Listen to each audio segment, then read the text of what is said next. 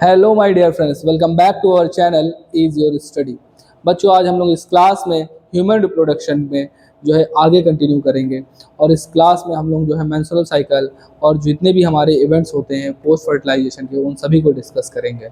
आप लोगों को एक बात बता दूं बेटा, मेंस्ट्रुअल साइकिल हमारी क्लास 8 से स्टार्ट हो जाती है, 10th में आती है और फिर उसके बाद 12th में भी आती है। तो ये हमारे लिए जो है बोल सकते हैं मल्टीपल क्लासेस के लिए इम्पॉर्टेंट वीडियो है। तो आप क्लास 8th में भी इसको आप शेयर कर सकते हैं, ठीक है।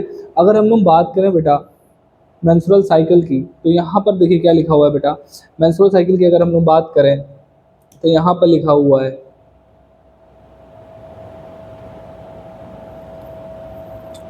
यहाँ पर बेटा लिखा हुआ है the reproductive cycle in females and primate is called menstrual cycle.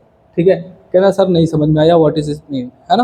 अगर हम लोग मेंस्ट्रुअल साइकिल की बात करें, the rhythmic flow of blood from the vagina is known as menstrual cycle. ठीक है। रिदमिक फ्लो का मतलब क्या हो गया बेटा, जो एक पर्टिकुलर टाइम के बाद में क्या हो रहा है, रिपीट हो रहा है। मैंने क्या बोला, जो एक पर्टिकुलर टाइम पीरियड के बाद में जो रिपीट हो रहा है वो हमारा क्या होता है, रिदमिक टाइम। क्लियर होगी बात। अच्छा, ये ब्लड आता कहाँ से, अब यहाँ पे क्वेश्चन ये आ गया सर। तो अगर ये ब्लड के अंदर बात करें तो आप लोगों ने फीमेल रिप्रोडक्टिव सिस्टम पढ़ा था, ठीक है। हमने आप लोगों को फीमेल रिप्रोडक्टिव सिस्टम बहुत अच्छे से पढ़ाया था। अगर नहीं पढ़ा है तो हमारी पिछली वीडियो में जाकर के एक बार उसको अच्छे से देखिएगा। मैंने आप लोगों को यहाँ पर एंडोमेट्रियम बताई थी। क्या बताई थी बेटा, एंडोमेट्रियम की लाइनिंग बताई थी। हमने आप लोगों को बताया था कि जो एंडोमेट्रियम होती है ये क्या होती है, साइक्लिक चेंजेस में जाती है। किस में जाती है, साइक्लिक चेंजेस में जाती है। तो यही एंडोमेट्रियम हमारी क्या होती है बेटा, ब्रेक डाउन होती है और in the form of blood क्या होती है, फ्रॉम द यूट्रस जो है हमारी वजाइना के थ्रू क्या होता है, बॉडी से निकलती है, जिसको हम लोग क्या बोलते हैं, मेंस्ट्रुअल साइकिल बोलते हैं। क्लियर होगी बात। It starts at puberty. कहाँ से बेटा स्टार्ट होती है ये, तो it starts at puberty and is called menarche. तो ये प्यूबर्टी से हमारी स्टार्ट हो जाती है और इसको हम लोग क्या बोलते हैं, मेनार्के। अगर हम लोग बात करें बेटा मेनार्के की, बहुत ध्यान से देखिएगा बेटा, वर्ड क्या लिखा हुआ है, मेनार्के। क्या लिखा हुआ है, मेनार्के। ठीक है। अगर लोग बात करें मेनार्के की, तो जो हमारी फर्स्ट मेंस्ट्रुअल होती है, मैंने क्या बोला, फर्स्ट मेंस्ट्रुअल जो होती है उसी को हम लोग क्या बोलते हैं बेटा, मेनार्के। अब फर्स्ट मेंस्ट्रुअल की अगर हम लोग बात करें तो फर्स्ट मेंस्ट्रुअल होती क्या है, ठीक है। जब प्यूबर्टी के बाद में किसी भी फीमेल में पहली बार मेंस्ट्रुअल साइकिल आती है तो उसी को हम लोग क्या बोलते हैं बेटा, मेनार्के बोलते हैं। क्लियर होगी बात। तो ये आती कब है, तो जो फीमेल्स में जो प्यूबर्टी की एज होती है वो कम होती है, मेल में ज्यादा होती है। तो बोला जा सकता है कि 12 से लेकर के 14 के बीच में जो हमारी साइकिल आती है वही हमारी क्या कहलाती है, मेनार्के कहलाती है। फर्स्ट बात याद रखिएगा, क्या बोला मैंने, फर्स्ट। क्लियर होगी बात। फिर नेक्स्ट यहाँ पर लिखा हुआ है बेटा, उसके बारे में थोड़ा सा फेजेस की बात कर लें तो इसमें कई सारी फेजेस होती हैं, ठीक है। तो यहाँ पर फेजेस के बारे में अगर हम डिस्कस कर लें तो फेजेस ऑफ मेंस्ट्रुअल साइकिल, तो यहाँ पर कौन कौन सी है, तो मेंस्ट्रुअल साइकिल लिखा हुआ, menstrual cycle consist of following 4 phases. कितनी 4 फेजेस होती है बेटा, 4 फेजेस होती हैं। तो कौन कौन सी होती है, तो सबसे पहले हमारी मेंस्ट्रुअल फेज होती है। कौन सी फेज होती है बेटा, मेंस्ट्रुअल फेज होती है। अब इस मेंस्ट्रुअल फेज में क्या क्या होता है ये बहुत ध्यान से समझेंगे, ठीक है। तो मेंस्ट्रुअल फेज में क्या क्या होता है बेटा, देखिएगा, in 28 days menstrual cycle the menses takes place on cycles, है ना, साइकिल डेज 3 to 5। मतलब अब ये लाइन का मतलब क्या हो गया, ठीक है। तो जो हमारी मेंस्ट्रुअल साइकिल होती है वो 28 डेज के बाद में क्या होती है बेटा, रिपीट होती है। मैंने क्या बोला, 28 डेज के बाद में रिपीट होती है। क्लियर हो गई बात। इस लाइन का मतलब ये हो गया।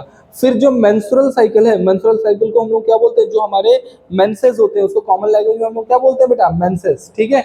तो जो मेंसेस होते हैं हमारे, क्या बोला मैंने, जो मेंसेस होते हैं हमारे वो कितने दिन चलते हैं, तो वो अप टू 3 to 5 डेज तक चलते हैं, ठीक है।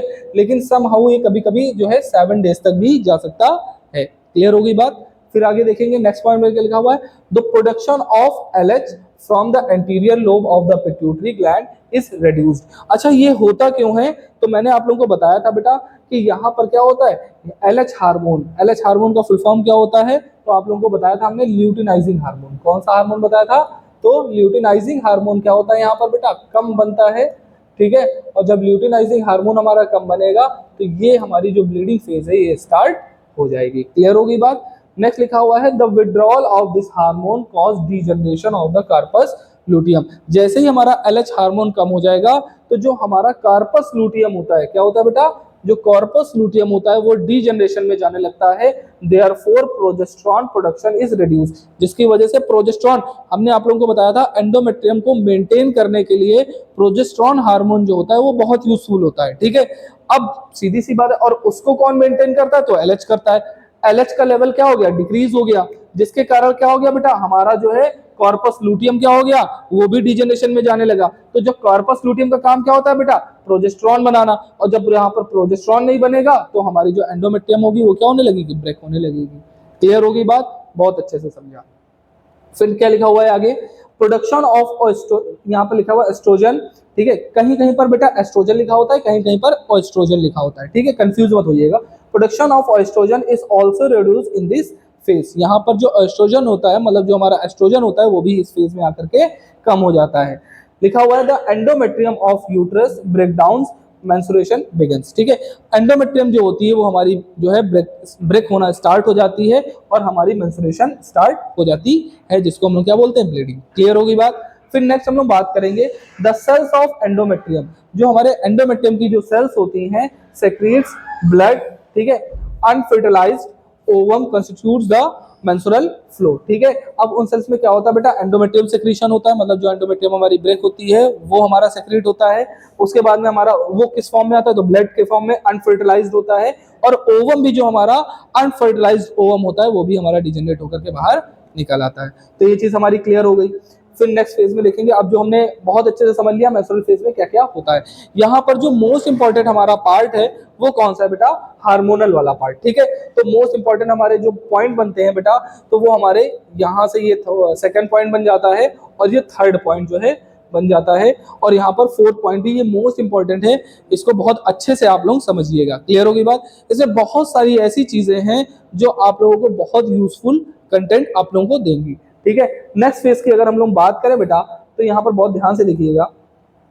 अगर हम लोग नेक्स्ट फेज की बात करें तो यहाँ पर लिखा हुआ है बेटा फॉलिकुलर फेज। कौन सी फेज है बेटा हमारी, नेक्स्ट फेज हमारी आती है फॉलिकुलर फेज। और if you talk about the follicular phase, तो यहाँ पर फॉलिकल, देखिए वर्ड क्या लिखा हुआ है, फॉलिकल। तो यहाँ पर क्या होता है, जो हमारे प्राइमरी फॉलिकल्स होते हैं अब वापस से ओवम बनाने की प्रिपरेशन में लग जाते हैं। मेंस्ट्रुअल साइकिल हो गई, ओवम निकल गया, अब उसके बाद में जो फॉलिकुलर फेज आएगी वापस से ओवम बनाना स्टार्ट करेगी। तो यहाँ पर हमारा ओवम कैसे बनेगा, यहाँ पर देखिएगा फॉलिकुलर फेज में, this phase usually include cycle, है ना, डेज अबाउट 6 to 16, देखो 6 से 13 and 14th in a 28 day cycle. मतलब समझ में नहीं आया, अभी मैं इसको थोड़ा सा और अच्छे से फेज में बताता हूँ। द फॉलिकल स्टिमुलेटिंग हार्मोन, यहाँ पर क्या होता है, एफएसएच हार्मोन सिक्रीट होता है by the anterior lobe of the pituitary gland, stimulate the ovarian follicle. जब हमारा कौन सा हार्मोन निकला, एफएसएच निकला, तो उसने ओवेरियन फॉलिकल को क्या करा, स्टिमुलेट करा, और उसने क्या बना दिया, एस्ट्रोजन बना दिया। फिर एस्ट्रोजन जैसे ही बनेगा तो क्या होगा, स्टिमुलेट प्रोलिफरेशन हो जाएगा, stimulate the proliferation of endometrium, वापस से एंडोमेट्रियम बनना स्टार्ट हो जाएगी in the uterine wall. The endometrium becomes thicker by rapid cells multiplication and this accompanied by an increase in the uterine glands and blood vessels। मतलब यहाँ पर लगातार जो है मल्टीप्लिकेशन, मतलब जो एंडोमेट्रियम की जो हमारे सेल्स होते हैं वो लगातार जो है मल्टीप्लाई करना स्टार्ट कर देते हैं, और मल्टीप्लाई करने के बाद में यहाँ पर हमारे जो एंडोमेट्रियम को थिक कर देते हैं। अच्छा, ये वाली जो फर्स्ट वाली लाइन है बेटा, इसका मतलब क्या होता है, सपोज करिए यहाँ से लेकर के ये फर्स्ट टू 5 डेज तक, फर्स्ट टू 5 डेज तक हमारे क्या थे, मेंसेस थे। क्या थे बेटा, मेंसेस थे। अब यहाँ पर 5 से लेकर के 14th डे तक, ठीक है, तो वो हमारी कौन सी हो जाएगी बेटा, फॉलिकुलर फेज होगी। मतलब यहाँ पर हमारे देखिए, यहाँ पर एक हार्मोन बनता है एफएसएच, मैंने बताया, और इस हार्मोन को हम लोग क्या बोलते हैं, फॉलिकल स्टिमुलेटिंग हार्मोन। तो यहाँ पर जो हमारे प्राइमरी फॉलिकल्स होते हैं वो क्या होते हैं बेटा, स्टिमुलेट होते हैं और मैच्योर ओवम में बनना स्टार्ट हो जाते हैं। And at the 14th day यहाँ पर क्या हो जाती है, ओवुलेशन हो जाती है। क्या हो जाती है, ओवुलेशन। अभी आगे डायग्राम जो दे रखा है उसमें बहुत अच्छे से इस चीज को मैं क्लियर भी करूंगा। क्लियर होगी बात। चलिए आगे देखेंगे बेटा, ओवुलेटरी फेज में। ओवुलेटरी फेज में क्या लिखा है, both LH FSH attains a peak level in the middle of the cycle. मतलब ओवुलेटरी फेज में क्या होता है, मैंने बताया 14th डे में ओवुलेशन होता है, ठीक है। तो देखिए लिखा अबाउट 14th डे, मतलब अप्रोक्सीमेटली 13 को भी हो सकता है, 14 को भी हो सकता है, और 15 को भी हो सकता है, ठीक है, अबाउट की बात है। यहाँ पर जैसे ही एलएच और एफएसएच बिल्कुल पीक लेवल पे पहुंचेगा तो वहीं पर हमारा क्या हो जाएगा बेटा, ओवुलेशन हो जाएगा। और नाउ व्हाट इज ओवुलेशन, अगर हम बात करें ओवुलेशन क्या होता है ना, सर ओवुलेशन क्या होता है ना? तो ओवुलेशन क्या होता है? The release of ovum from the Graafian follicle is called ovulation. Clear होगी बात? फिर आगे क्या लिखा हुआ है? Oestrogen concentration in blood is increases. अब यहाँ पर क्या होता है? जो एस्ट्रोजन का कंसंट्रेशन होता है वो क्या होता है? हाई हो जाता है। फिर rapid secretion of LH induces rupturing of Graafian follicle. ठीक है, मैंने बताया एलएच हार्मोन जब एकदम से बढ़ता है तो हमारा जो ग्राफियन फॉलिकल होता है रप्चर हो जाता है और रिलीज ऑफ ओवम हो जाता है। In fact LH luteinizing hormone causes ovulation. मतलब इसका मतलब यह है कि जो एलएच हार्मोन है वही हमारा ओवुलेशन कराने में हेल्पफुल होता है। क्लियर होगी बात? चलिए फिर नेक्स्ट देखेंगे बेटा ल्यूटियल फेज में। ल्यूटियल फेज में क्या लिखा हुआ बेटा? Include cycle days 15 to 28 days. अब क्या होता है? मैंने बताया 1 से 5 तक लेकर के हमारी क्या चली बेटा? मेंस्ट्रुअल फेज चली। 5 से लेकर के 14 तक क्या चला? हमारा फॉलिकुलर फेज चली, है ना? और 14th डे में हमारी ओवुलेटरी फेज होगी, मतलब 13, 14, 15 में हमारा ओवुलेशन हो गया। अब इसके बाद में लेकर के जो 28 डेज तक चलेगा वो हमारी कौन सी हो जाएगी बेटा? ल्यूटियल फेज हो जाएगी। कौन सी फेज हो जाएगी? ल्यूटियल फेज हो जाएगी। क्लियर होगी बात? Include cycle about 15 to 28 days. वही मैंने बताया कार्पस ल्यूटियम सेक्रेट प्रोजेस्टेरॉन। यहाँ पर क्या होता है? जो कार्पस ल्यूटियम हमारा बना होता है वो हमारा क्या करता है बेटा? प्रोजेस्टेरॉन सेक्रेट करता है। और एंडोमेट्रियम थिकनिंग, और यहाँ पर एंडोमेट्रियम थिक, भाई सीधी सी बात है, प्रोजेस्टेरॉन बनने लगा तो एंडोमेट्रियम भी हमारी थिक होना स्टार्ट हो जाएगी।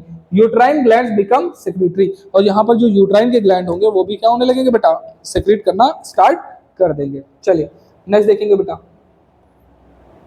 अब इस डायग्राम को मोस्ट इंपॉर्टेंट हमारा ये डायग्राम बन जाता है और इस डायग्राम को बहुत अच्छे से आप सभी को समझना पड़ेगा। ठीक है, देखिए यहाँ पर डेज के बारे में दे रखा है।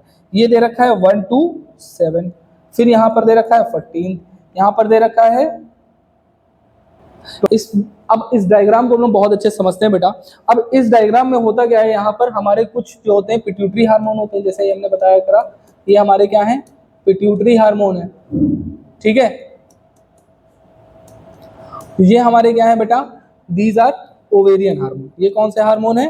Ovarian hormone. इनको बहुत अच्छे से समझेंगे। ये हमारे क्या है? Ovarian hormone.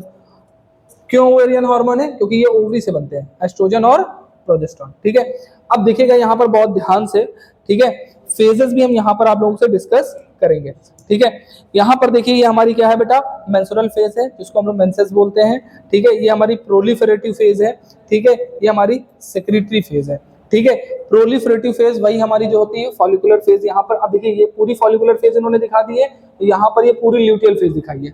अगर मैं बात करूं यहाँ से लेकर के यहाँ तक, ये जो हमारी मेंस्ट्रुअल फेज होगी 5 डेज की, यहाँ से लेकर के यहाँ तक जो है ये हमारी ल्यूटियल फेज है। कौन सी है बेटा?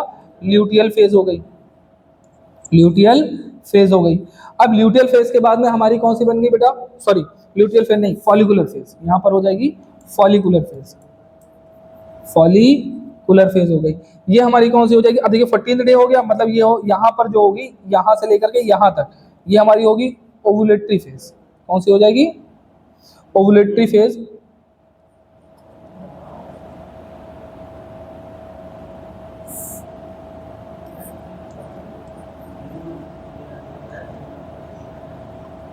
Ovulatory phase. ठीक है, ओवुलेटरी फेज के बाद में कौन सी हो जाएगी? ल्यूटियल फेज, जिसमें वो वापस से बनेगा। अब बहुत ध्यान से देखिएगा यहाँ पर क्या क्या दे रखा है। देखिए यहाँ पर हमारा एफएसएच आया। ठीक है, अब यहाँ पर मेंस्ट्रुअल साइकिल आई, तो मतलब यहाँ पर देखिए जो है हमारी एंडोमेट्रियम ब्रेक करके बिल्कुल बराबर हो गई। ठीक, क्यों हो गई? क्योंकि यहाँ पर जो हमारा प्रोजेस्टेरॉन है वो देखिए यहाँ पर बिल्कुल बिल्कुल बराबर है, बिल्कुल प्रोजेस्टेरॉन है ही नहीं, बिल्कुल स्टेट है। एस्ट्रोजन भी हमारा थोड़ा थोड़ा थोड़ा थोड़ा बढ़ रहा है। ठीक है, यहाँ पर देखिए एस्ट्रोजन हमारा एकदम से बढ़ा। ठीक, फिर यहाँ पर देखिए प्रोजेस्टेरॉन धीरे धीरे जैसे आगे बढ़ता चला जा रहा है, जैसे एस्ट्रोजन बढ़ेगा वैसे प्रोजेस्टेरॉन यहाँ पर बढ़ गया। जैसे ही प्रोजेस्टेरॉन बढ़ा तो यहाँ से देखिए एंडोमेट्रियम भी हमारी बढ़ने लगी। ये देखिए बिल्कुल बढ़ गई। ठीक है, अब यहाँ पर देखेंगे ये हमारा किसका चल रहा है? तो ये हमारा चल रहा है ओवरी के अंदर। किसके अंदर चल रहा है बेटा? ओवरी के अंदर ये साइकिल चल रही है। तो ओवरी के अंदर में ये हमारा क्या है? Primary follicle. क्या है बेटा? ये प्राइमरी फॉलिकल। प्राइमरी फॉलिकल बना सेकेंडरी फॉलिकल में, सेकेंडरी बना टर्शरी में। क्योंकि अब टर्शरी क्यों है? क्योंकि इसके अंदर हमारा क्या बन गया? एंट्रम बन चुका है। मैंने बताया था लास्ट क्लास में एंट्रम होता है। ठीक है, अब ये बन चुका ग्राफियन फॉलिकल। ग्राफियन फॉलिकल में देखिए यहाँ पर जैसे ही जो है एलएच पीक पे आया, एलएच हार्मोन देखिए बिल्कुल एकदम पीक पे पहुंच गया। जैसे ही एलएच पीक पे गया तो यहाँ पर क्या हो गया? ओवुलेशन हो गया। ये हमारी क्या है? ओवुलेशन। क्लियर हो गई बात? जैसे ही ओवुलेशन हो गया तो ओवम तो निकल करके बाहर हो गया। मैंने क्या बोला? ओवम निकल करके बाहर हो गया। लेकिन यहाँ पर जो बचा हुआ पार्ट है, ये वाला जो पार्ट बचा हुआ है, इसने क्या बना दिया बेटा, कार्पस लूटियम बनाया। क्या बनाया, कार्पस लूटियम। और जैसे ही कार्पस लूटियम बनाया तो यहाँ देखिए प्रोजेस्टेरॉन एकदम से पीक पे आया। जैसे ही प्रोजेस्टेरॉन आगे बढ़ा, मतलब जैसे ही कार्पस लूटियम आगे बढ़ने लगा तो प्रोजेस्टेरॉन बढ़ा और हमारी वापस से एंडोमेट्रियम जो है यहाँ पर क्रिएट हो गई। तो दैट्स ऑल, मतलब यहाँ पर हमने जो ये आप लोगों को बताया, तो ये पूरा डायग्राम आप लोगों को आई होप बहुत अच्छे से समझ में आ गया होगा। अब हम लोग नेक्स्ट टॉपिक पे चलेंगे बेटा, ठीक है। नेक्स्ट टॉपिक में मतलब यहाँ पर ये दे रखा है बेटा, यहाँ पर hormonal control of menstrual cycle. यहाँ पर कौन कौन से हार्मोन हैं, तो मैंने बताया FSH stimulate the ovarian follicle. FSH का काम क्या है बेटा, ओवेरियन फॉलिकल को स्टिमुलेट करना और एस्ट्रोजन को फॉर्म करना। LH luteinising hormone corpus luteum को क्या करता है, कॉर्पस लूटियम से सिक्रीट कराता है प्रोजेस्टेरॉन को। और एक काम है एलएच हार्मोन का, ओवुलेशन। देखिए यहाँ लिखा है कॉजेस ओवुलेशन, ठीक है। Menstrual phase is caused by the increase production of oestrogen, ठीक है। मेंस्ट्रुअल फेज कब आएगी, जब एस्ट्रोजन एकदम से बढ़ जाएगा तो वहां पर हमारी क्या हो जाएगी, मेंस्ट्रुअल फेज आ जाएगी। प्रोलिफरेटिव फेज में क्या हो जाएगा, is caused by the increase production of oestrogen. जब प्रोडक्शन इंक्रीज हो जाएगा तो वहां पर हमारा क्या बनेगा, एस्ट्रोजन हो जाएगा। नेक्स्ट लिखा हुआ है secretary phase is caused by increase production of progesterone. Secretary phase कब आएगी, जब हमारा प्रोजेस्टेरॉन बढ़ जाएगा। प्रोलिफरेटिव कब आएगी, जब हमारा क्या बढ़ जाएगा, एस्ट्रोजन बढ़ जाएगा। क्लियर होगी बात। यहाँ पर कुछ थोड़ा हार्मोन्स के बारे में भी मैंने डिस्कस करा। अब हम लोग बात करेंगे बेटा फर्टिलाइजेशन और इम्प्लांटेशन की। किसकी बात करेंगे, फर्टिलाइजेशन और इम्प्लांटेशन की। तो जब हम लोग बात करें फर्टिलाइजेशन एंड इम्प्लांटेशन की, तो लिखा हुआ है कि बेटा the process of fusion of sperm with ovum is called fertilisation. Note the word, क्या लिखा हुआ है, मतलब इसको आप बहुत समझिएगा, इसको ऐसे समझ लीजिए, स्पर्म को प्लस ओवम को, ठीक है। अब ये दोनों क्या हो रहे हैं बेटा, फ्यूज हो रहे हैं। क्या हो रहे हैं, फ्यूज हो रहे हैं। और जब कभी भी इनके फ्यूजन की बात करेंगे तो वो हमारा क्या हो जाएगा बेटा, फर्टिलाइजेशन। क्या हो जाएगा, फर्टिलाइजेशन। आई होप आप लोगों को ये बात समझ में आ गई होगी कि फर्टिलाइजेशन हमारा क्या है। फिर हम लोग नेक्स्ट बात करेंगे बेटा, यहाँ पर लिखा हुआ है ड्यूरिंग क्वाइटस। क्वाइटस का मतलब होता है इंटरकोर्स या फिर कॉपुलेशन, ठीक है। During coitus semen is release into the vagina. जो सीमेन होता है वजाइना के अंदर रिलीज होता है। द मोटाइल स्पर्म स्विम, जो स्पर्म होता है स्विम करता है rapidly to reach the junction of stomach. Stomach के पास पहुंचता है और एम्पुलरी रीजन में पहुंचता है, एम्पुला में of Fallopian tube, Fallopian tube के एम्पुलरी रीजन में पहुंचता है, ठीक है। The ovum also reduce reaches there and fusion of gametes takes place at ampullary stomach junction, ठीक है। अगर आपसे कभी पूछता है बेटा कि आपका फर्टिलाइजेशन किस जगह होता है फैलोपियन ट्यूब में, तो आप क्या बताएंगे, सर एम्पुलरी रीजन में। कहां पर होता है, एम्पुलरी रीजन में, क्योंकि जब ओवुलेशन होता है तो जो ओवम होता है वो भी कहां जाता है, हमारा एम्पुला में। उसके बाद में जब हमारा कॉपुलेशन होता है तो जो हमारा स्पर्म होता है वो भी स्विम करके कहां जाता है बेटा, तो वो भी एम्पुलरी रीजन में। तो फर्टिलाइजेशन कहां होगा, एम्पुलरी रीजन में। फिर लिखा हुआ है in this acrosome of sperm, मतलब स्पर्म में स्ट्रक्चर बताया था स्पर्म का हमने, उसमें सबसे आगे पॉइंट में कैप लाइक स्ट्रक्चर बताया था, क्या होता है, एक्रोसोम, ठीक है। स्पर्म अंडरगोज एक्रोसोमल रिएक्शन, किसमें चला जाता है बेटा, एक्रोसोमल रिएक्शन में, and releases certain sperm lysine, ठीक है। स्पर्म लाइसिन बनाता है which dissolve the egg envelope, जो कि क्या करता है, हमारे एग एनवेलप, हमने तुमको बताया था एक लेयर पाई जाती है जिसको क्या बोलते हैं, जोना पेलोसिडा की लेयर। हमारा ये ओवम है, ओवम के ऊपर एक लेयर पाई जाती है जिसको हम लोग क्या बोलते हैं, जोना पेलोसिडा की लेयर। तो जोना पेलोसिडा की लेयर को कौन बेटा हमारा जो है अंदर करता है, कौन ब्रेक करता है, तो वो हमारा एक्रोसोम करता है, ठीक है। Dissolve the egg envelope locally and make the path for the penetration of sperm. और अब हमने यहाँ पर बताया बेटा these sperm lysins contain lysing enzyme, यहाँ पर लाइसिंग एंजाइम पाया जाता है। और क्या पाया जाता है बेटा, हाइलोन्यूरोनाइडेज, ठीक है। हाइलोन्यूरोनाइडेज हमारी एक एंजाइम होती है, कहीं पर भी वर्ड लिख करके आ जाए बेटा एस तो समझ जाना वो क्या हमारा एक एंजाइम है, ठीक है। Which dissolve the hyaluronic acid polymers in the intercellular space which holds the granulosa cells, जो कि जिसमें क्या होता है, ग्रैन्युलोसा सेल्स प्रेजेंट होती है ऑफ कोरोना रेडिएटेड टुगेदर, ठीक है। कोरोना पेनिट्रेटिंग, ठीक है, एंजाइम, यहाँ पर कोरोना पेनिट्रेटिंग एंजाइम होता है, then it dissolve the zona pellucida. अब इस तरह से वो जो है पूरी तरीके से जोना पेलोसिडा को लेयर को क्या कर देगी, डिसॉल्व कर देगी। कैसे करेगी, फिर से एक बार देख लीजिए।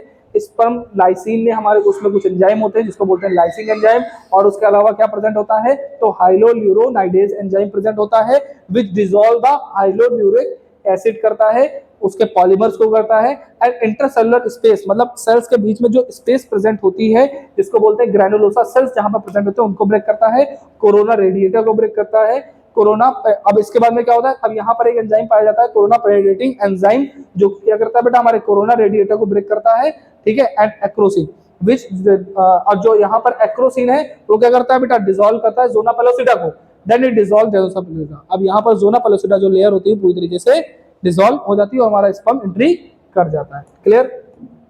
नेक्स्ट देखिएगा बेटा, ये पूरा स्ट्रक्चर बना हुआ है, देखिए ओवम है, ये हमारे सेल्स ऑफ कोरोना रेडिएटा है, ठीक है, ये हमारी जोना पेलोसिटा की लेयर है, ठीक है, और ये हमारी स्पेस है, ठीक है।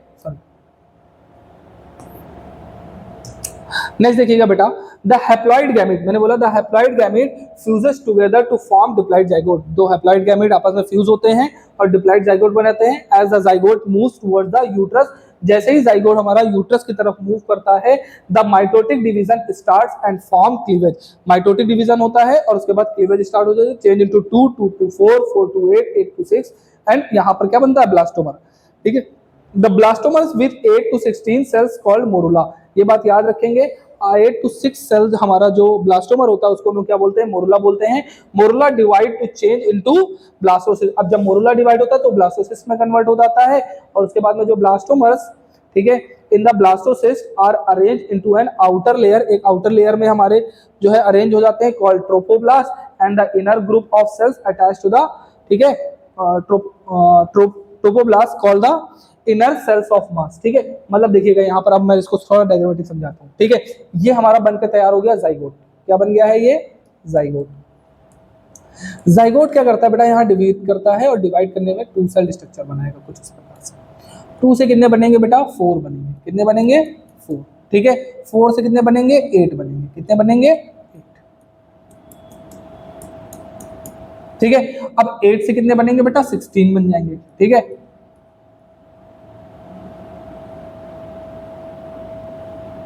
इस तरह से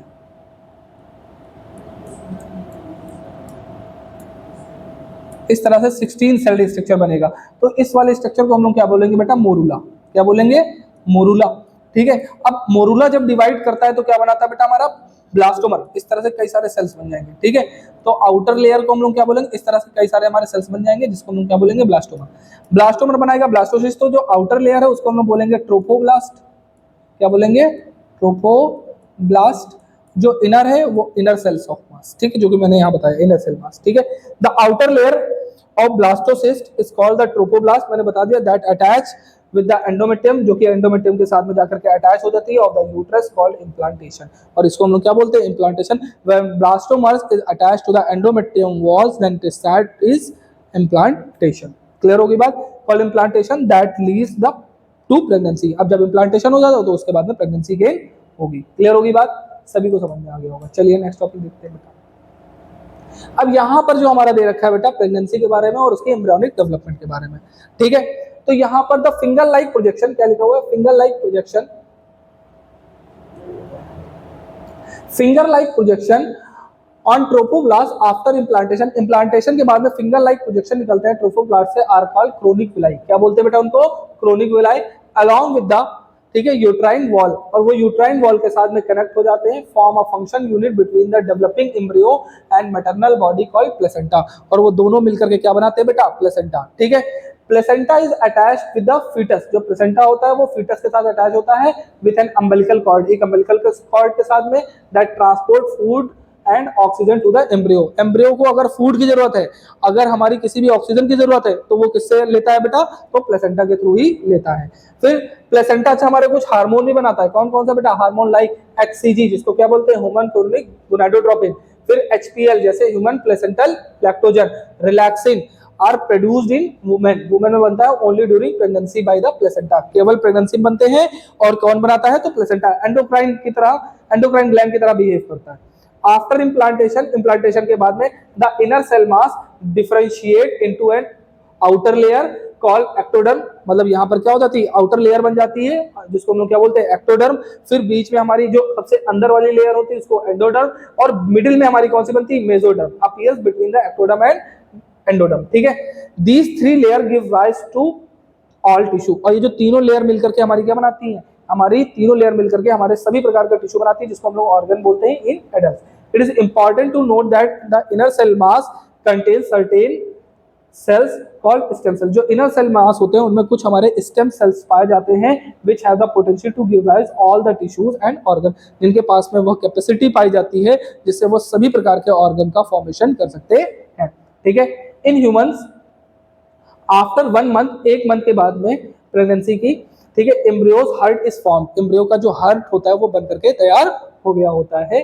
bye the end of 2nd month, जैसे ही दूसरा महीना कंप्लीट होता है, उसके लिम्स एंड डिजिट्स बन करके तैयार हो जाते हैं। लिम्स का मतलब क्या हो गया, हाथ और पैर बन के तैयार हो गए और उनकी उंगलियां बन करके तैयार हो जाती हैं। By the end of 12 week, 12 week का मतलब क्या हो गया यहाँ पर 12 हफ्ते, मतलब 1 महीने में कितने हफ्ते होते हैं बेटा, तो 1 महीने में हमारे 4 हफ्ते होते हैं, तो यहाँ पर 3 महीने की बात कर रहा है। 3 महीने जैसे हो जाते हैं, major organs are external genitalia organs are well developed, ज्यादातर जितने भी हमारे जो मेजर ऑर्गन होते हैं वो पूरी तरीके से बन करके तैयार हो चुके होते हैं, और जो एक्सटर्नल जेनिटलिया होता है वो भी बन करके तैयार हो चुके होते हैं, मतलब 3 महीने। इसीलिए तो बोला जाता है कि जो एबॉर्शन, जो एमटीपी है वो बिफोर 3 मंथ कराई जाती है, उसके बाद में नहीं करा सकते हैं। क्यों नहीं करा सकते, क्योंकि हमारे पूरे मोस्ट ऑफ द ऑर्गन बन करके तैयार हो चुके होते हैं। The first movement of foetus is observed in 5th month, और जैसे ही 5वां महीना आता है तो फीमेल के अंदर में जो फीटस का जो पहला मूवमेंट होता है वो जो है फील होना स्टार्ट हो जाता है। By the end of 24 weeks the body is covered with a fine hair, eyelids and eyes are form, जो बॉडी है वो पूरे रोए उसके ऊपर आ चुके होते हैं, जो हमारी आंखें हैं वो पलके जो होती हैं वो जुड़ी होती हैं, तो वो भी अलग अलग हो जाती है, eyelids are separate, eyes are form at the end of 9th month. 9वें महीने के एंड में जो बेबी जो हमारा होता है, जो फीटस होता है वो फुल्ली डेवलप हो चुका होता है and it is ready to deliver. ठीक है, वो पूरी तरीके से कंप्लीट बन चुका है और वो डिलीवरी के लिए तैयार हो चुका है। क्लियर होगी बात, ये बहुत अच्छे से समझिएगा, बहुत अच्छे से, बहुत सारी चीजें हमने यहाँ पर डिस्कस करी है, बहुत इंपॉर्टेंट है। नेक्स्ट बात करेंगे बेटा पार्चुरेशन एंड लैक्टेशन की। किसी बात करेंगे पार्चुरेशन एंड लैक्टेशन की। तो पार्चुरेशन क्या होता है, the process of delivery fully develop, यहां पर समझ लीजिएगा पार्चुरेशन का मतलब क्या होता है बेटा, डिलीवरी। ठीक है, तो यहाँ the process of delivery fully developed foetus is called parturition. जब हमारा फीटस पूरी तरीके से बन चुका होता है तो उसकी डिलीवरी को ही हम लोग क्या बोलते हैं बेटा, हम लोग बोलते हैं parturition. Signals for parturition originate from the fully developed, signal कहां से आता है, जब पूरी तरीके से हमारा फीटस डेवलप हो चुका होता है and placenta inducing mild uterine contraction, जो प्लेसेंटा होता है वो यूट्रस में थोड़ा थोड़ा कॉन्ट्रैक्शन करना स्टार्ट कर देता है, कॉन्ट्रैक्शन को मतलब हल्का हल्का सिकुड़ना स्टार्ट कर देता है। ठीक है, उसी को हम लोग क्या बोलते हैं, फीटल इजेक्शन रिफ्लेक्स, जिसको क्या बोलते हैं, फीटल इजेक्शन रिफ्लेक्स। और जैसे ही फीटल इजेक्शन रिफ्लेक्स आ जाता है तो ये ट्रिगर हो जाता है, क्या ट्रिगर, एंड रिलीज ऑक्सीटोसिन, तुरंत ऑक्सीटोसिन हमारा बनना स्टार्ट हो जाता है फ्रॉम द मैटरनल पिट्यूटरी, मतलब मदर की पिट्यूटरी से कौन सा हार्मोन बनना स्टार्ट हो जाएगा, ऑक्सीटोसिन। और जैसे ही ऑक्सीटोसिन बढ़ेगा, लगातार कॉन्ट्रैक्शन होगा, ऑक्सीटोसिन और ज्यादा बढ़ेगी, फिर कॉन्ट्रैक्शन, फिर ऑक्सीटोसिन, फिर कॉन्ट्रैक्शन, ऑक्सीटोसिन। और सीधी सी बात है कि जब यूट्रस के ऊपर कॉन्ट्रैक्शन होगा तो फीटस क्या होगा बेटा, बॉडी से बाहर निकल आ जाएगा। तो ये जो हमारा जो पार्चुरेशन है वो कौन कराती है, ऑक्सीटोसिन। कभी कभी कुछ फीमेल्स में ऐसा भी होता है ऑक्सीटोसिन का फॉर्मेशन कम हो पाता है, तो उस कंडीशन में क्या होता है बेटा, उसको ऑक्सीटोसिन के बाहर से इंजेक्शन दिए जाते हैं, जिसको बोलते हैं एंड्यूस पार्चुरेशन। ठीक है, एंड्यूस कराया जाता है, मतलब उसको बाहर से अलग से हमारा ऑक्सीटोसिन दिया जाता है पार्चुरेशन कराने के लिए। नाउअडेज क्लियर होगी बात। हम लोग थोड़ा सा लैक्टेशन की बात कर लेंगे, ये तो पार्चुरेशन की बात हो गई, अब लैक्टेशन की बात में the mammary glands of the female start producing milk, जो मेमरी ग्लैंड होते हैं वो हमारे मिल्क बनाना स्टार्ट कर देते हैं to the end of the pregnancy, जैसे ही प्रेगनेंसी का अंत आने लगता है, जैसे हमारा फीटस पूरी तरीके से डेवलप हो चुका होता है, तो उस समय जो है हमारा जो मेमरी ग्लैंड होते हैं वो मिल्क बनाना स्टार्ट कर देते हैं by the process of lactation. किस प्रोसेस से बेटा, लैक्टेशन की। क्लियर हो गई बात। The milk produce during the initial few days of lactation is called colostrum. Note the word colostrum, क्या बोला है, मतलब बेबी मान लीजिए आज हुआ है, ठीक है, मान लीजिए कोई एक डेट को है, मान लीजिए हमने मान लिया कि 5, ठीक है, डेट हमारी कितनी है 5, और आज किसी बेबी की डिलीवरी दी है, तो इनिशियल फ्यू डेज, मैंने बोला स्टार्टिंग के जो फ्यू डेज होते हैं, जो फीमेल बॉडी से जो मिल्क निकलता है उसको ही हम लोग क्या बोलते हैं बेटा, कोलेस्ट्रम बोलते हैं। क्या बोलते हैं, कोलेस्ट्रम बोलते हैं। और ये जो कोलेस्ट्रम होता है, देखिएगा विच कंटेन सेवरल एंटीबॉडीज, इनमें बहुत सारी एंटीबॉडीज पाई जाती है। इसीलिए बोला जाता है कि जब कभी भी कोई भी बेबी होता है तो उसको मदर मिल्क ही देना चाहिए। क्यों बोलते हैं, क्योंकि इसमें एंटीबॉडीज पाई जाती हैं, और यही एंटीबॉडीज क्या करती है बेटा, हमको डिजीज रेजिस्टेंस पावर देती है। क्या देती है बेटा, डिजीज रेजिस्टेंस पावर देती है। क्लियर होगी बात? डिजीज रेजिस्टेंस का मतलब किसी भी डिजीज से लड़ने में जो है इसको हेल्प करती है। अगर आपसे पूछे इसमें मेजर एंटीबॉडी कौन सी पाई जाती है तो आप बताएंगे बेटा IgA। क्या बताएंगे? IgA। That's all, thank you. हमने जो है इस चैप्टर में बहुत सारी चीजें जो है बहुत डिटेल में हम लोग ने पढ़ रखी हैं, ठीक है। और आप सभी लोग इस वीडियो को पूरा देखिएगा और हमारे इस चैप्टर को पूरा वॉच करिएगा, जिससे आप लोगों को बोर्ड में बहुत ज्यादा हेल्प मिलेगी। Clear? That's all, thank you.